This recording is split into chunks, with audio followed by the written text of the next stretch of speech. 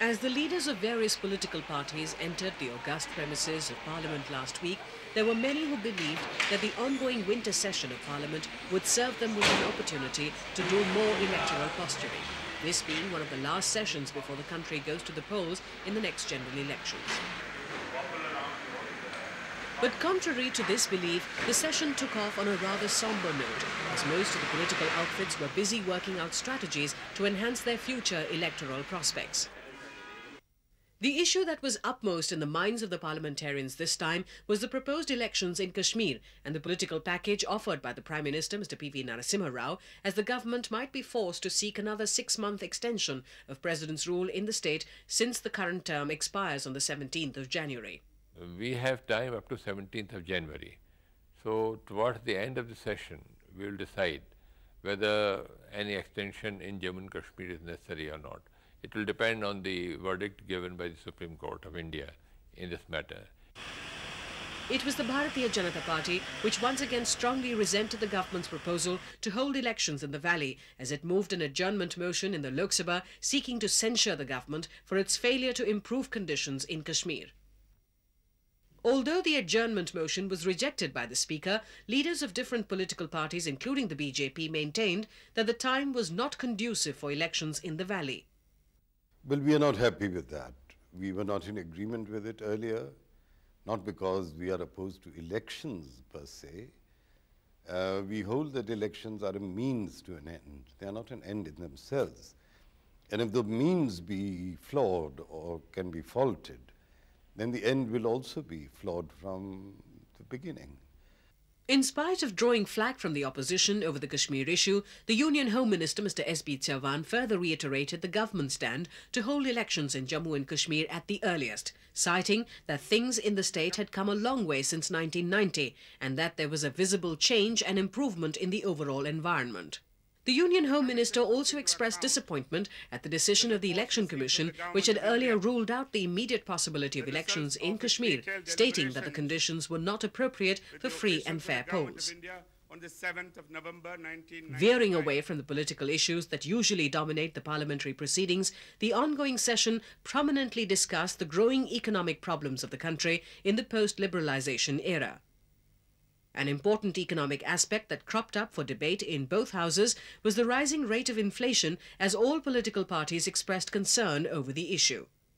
The emphasis, however, was on the sliding Sensex and the gradual fall in the value of the rupee, as it poignantly questioned the economic stability of the country. India is in imminent danger of an internal debt trap. This is very worrisome. If you combine this with the slide in the value of the rupee and the really very steep fall in the stock exchange indices, then the whole scene is not very reassuring. It was the National Front and the Left Front combined that brought forth the issue of the recent Brown Amendment, cleared by the US Senate, facilitating supply of arms by the United States to Pakistan and the resultant constraints on the Indian security.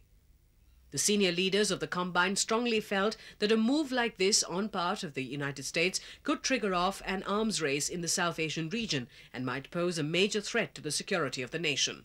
It has put tremendous sort of burden on us. Now we are sort of apparently diverting our development funds to defense purposes, and this is very, very serious. ये जो arms supply किए गए हैं पाकिस्तान को, इसका सीधा मतलब है हमारे देश की जो सिक्योरिटी है वो खतरे में है, इसका और कोई दूसरा मतलब नहीं.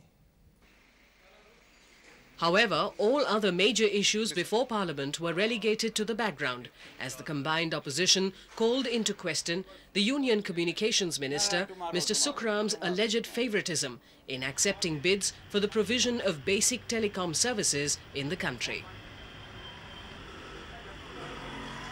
ठेका जो है प्राइवेट लोगों को देने का पहली बार मामला आया है और ये मामला गर्म है, अभी चल रहा है.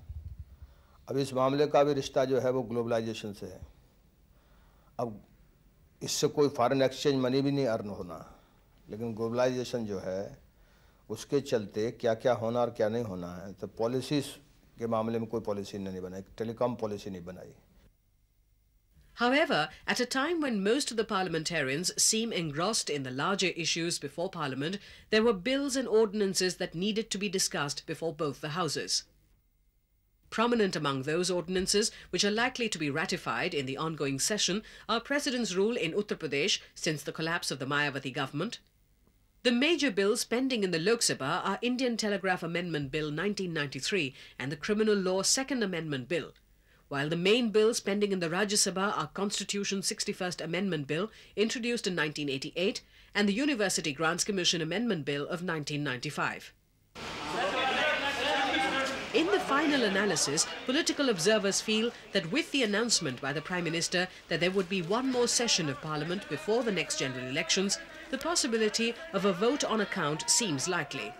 But for the opposition parties, there would be one more chance to work out political mileage from the issues that might form a poll plank before they go to seek the people's mandate.